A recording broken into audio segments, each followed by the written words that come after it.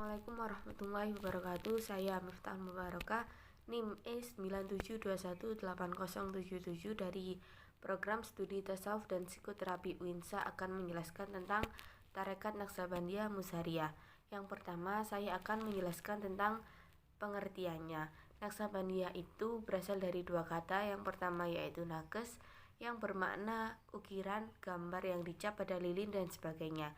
Dan yang kedua yaitu kata ban, yang bermakna bendera atau sebuah layar besar. Maka Naksabandi merupakan ukiran pada suatu benda yang melekat dan tidak akan terpisah. Makna tersebut diambil dikarenakan kebiasaan Syekh Bahauddin An-Naksabandi yang merupakan tokoh pendiri tarekat Naksabandiyah yang selalu berzikir, menyebut nama Allah, sehingga zikirnya tersebut selalu melekat di setiap ucapan dan hatinya. Selanjutnya yaitu sejarah.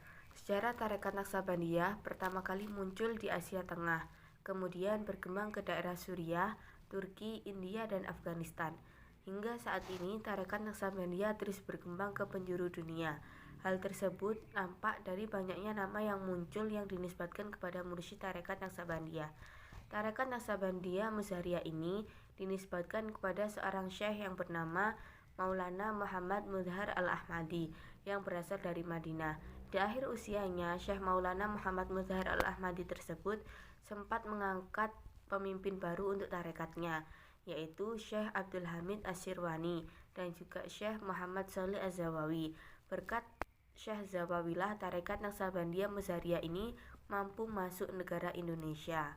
Selanjutnya yaitu tersebarnya tarekat Naksabandiyah Muzhariyah di Indonesia.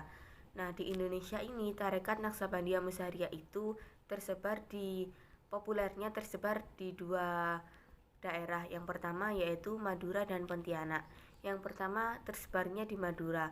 Tarekat Naksabandiyah Muzhariyah ini dibawa oleh Syekh Abdul Azim yang berasal dari Bangkalan. Syekh Abdul Azim ini dibaiat oleh Syekh Muhammad Sholih Az-Zawawi Al-Mahdi. Meskipun berasal dari Bangkalan, namun Syekh Abdul Azim menghabiskan waktunya di Mekah. Beliau mensyiarkan tarekatnya melalui orang-orang Madura yang sedang berdagang di Makkah dan Madinah. Pengikut tarekat ini diperkirakan sudah mencapai angka ribuan karena dilihat dari banyaknya masjid yang memiliki hubungan dengan tarekat Naksabandiyah Muzhariyah. Yang kedua yaitu tersebarnya tarekat Naksabandiyah Muzhariyah di Pontianak. Syekh Muhammad Zawawi memiliki hubungan keluarga dengan Kesultanan Pontianak dan Riau, sehingga dengan mudah tarekat tersebut dibawa oleh keluarga Syekh Zawawi yang merupakan guru dari Syekh Ismail Jabal dan disebarkan di sana. Tarekat ini mulai dikenal di masyarakat Pontianak pada tahun 1919 dan selalu berkembang sampai pada tahun 1970. Yang menjadi mursyid saat itu adalah Syekh Habib Muhsin Ali Al-Hinduan. Khas tarekat Naksabandiyah Muzhariyah. Seperti diketahui bersama bahwa setiap tarekat itu mempunyai ciri khasnya masing-masing. Begitu juga dengan tarekat Naksabandiyah Muzhariyah ini. Tarekat Naksabandiyah Muzhariyah memiliki ciri khas yaitu para pengikutnya tidak menjauhi sebuah kepemimpinan atau pemimpin wilayah yang sedang berkuasa pada masanya, melainkan malah mendukung kebaikannya dan ikut serta di dalamnya, dengan tujuan agar dapat memantau mereka dan mengubah perilakunya yang menyimpang dari ajaran agama Islam. Selanjutnya yaitu tokoh-tokoh tarekat Naksabandiyah Muzhariyah. Yang pertama yaitu Nyai Tobibah. Nyai Tobibah ini diangkat sebagai mursyid oleh Kiai Haji Ali Wafa dari Sumeneb, yang merupakan seorang mursyid dan juga sebagai seorang murid dari Syekh Hudzaifah. Yang kedua yaitu Nyai Syarifah Fatimah. Nyai Syarifah Fatimah ini berasal dari Sumeneb juga. Nyai Syarifah diangkat sebagai mursyidah oleh gurunya yaitu Kiai Haji Syamsuddin. Yang ketiga yaitu ada Nyai Syafi'ah. Nyai Syafi'ah diangkat sebagai mursyidah oleh suaminya sendiri yaitu Kiai Haji Abdul Wahid Hudzaifah. Yaitu Nyai Aisyah. Sanad Nyai Aisyah ini dijelaskan bahwa masih nyambung dengan Raden Paku Sunan Giri. Nyai Aisyah juga merupakan nenek dari Nyai Tobibah. Nyai Aisyah merupakan mursyidah dari silsilah Syekh Abdul Azim Bangkalan. Yang terakhir yaitu ada Syekh Abdul Azim Al-Maduri Al-Mudhari. Syekh Abdul Azim ini merupakan sosok yang alim yang menghabiskan waktunya di Mekah untuk belajar ilmu agama. Beliau memiliki banyak sekali guru atau mursyid. Di antaranya yaitu Sayyid Muhammad Shalih Az-Zawawi, Syekh Abdul Hamid Ad-Dagestani, Syekh Abdullah Ad-Dahlawi, dan masih banyak lagi. Yaitu ada silsilah tarekat Naksabandiyah Musariyah. Silsilah tarekat ini kurang lebih ada 41 mursyid, yaitu dari Sayyidina Jibril alaihissalam, Sayyidina Muhammad sallallahu alaihi wasallam turun ke Sayyidina Abu Bakar As-Siddiq sampai dengan Abdul Wahid Hudzaifah Al-Maduri Al-Mudhari. Nah, di situ pada slide ini sudah saya kolom-kolomkan dari A, B, C sampai dengan G. Selanjutnya yaitu ada ajaran tarekat Naksabandiyah Musariyah. Yang pertama yaitu wasdardam. Apa itu wasdardam? Wasdardam adalah pemeliharaan keluar masuknya nafas supaya hati tidak lupa kepada Allah atau tetap menghadirkan Allah pada waktu masuk dan keluarnya nafas. Yang kedua yaitu nadar barkodam, yaitu setiap murid atau salik dalam iktikaf atau suluk bila berjalan harus menundukkan kepala, melihat ke arah kaki, dan apabila dia duduk dia melihat ke kedua tangannya. Yang selanjutnya yaitu ada safar darwaton, yaitu perpindahan dari sifat kemanusiaan yang bersih dan rendah kepada sifat-sifat kemalaikatan yang bersih dan suci lagi utama. Karena itu wajiblah bagi si murid atau salik mengontrol hatinya agar dalam hatinya tidak ada rasa cinta kepada makhluk.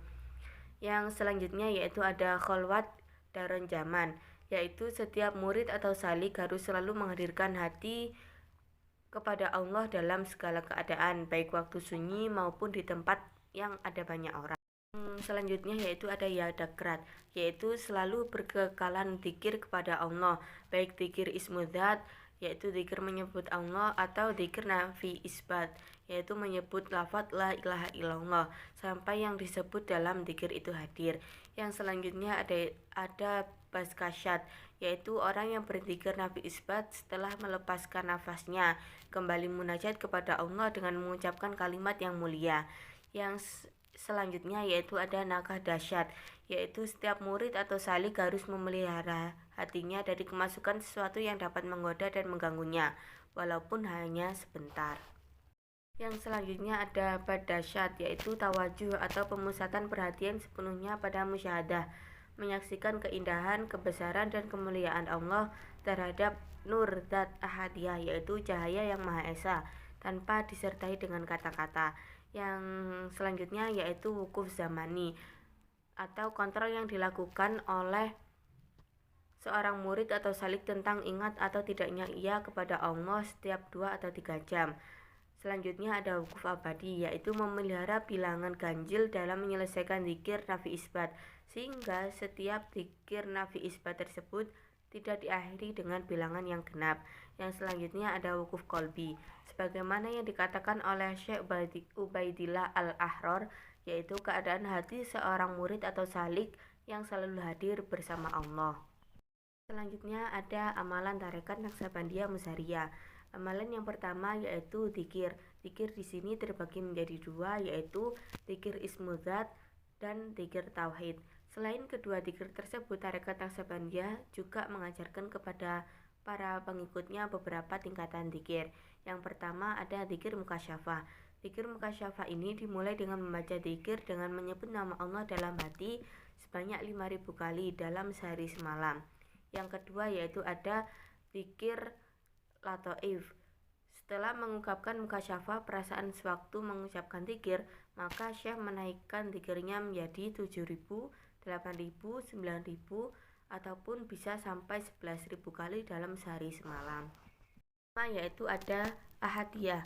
Muraqabah ahadiyah ini mempunyai arti menunggu turunnya nur fadl atau pancaran karunia Allah di latifah qalbi. Adapun tata caranya yaitu sama dengan pelaksanaan zikir ismudzat, yaitu menyebut Allah, Allah, Allah.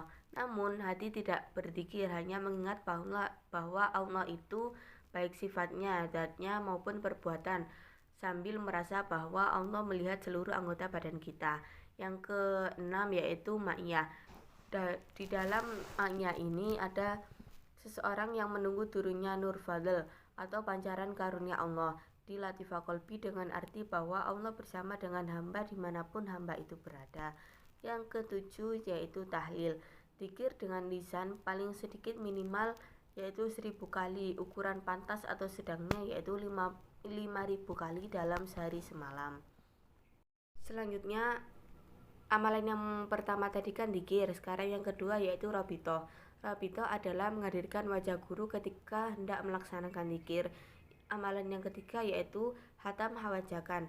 Hatam hawajakan ini artinya yaitu serangkaian wirid, ayat, sholawat, dan doa yang menutup setiap dzikir berjamaah. Sekian penjelasan dari saya, kurang lebihnya mohon maaf yang sebesar-besarnya.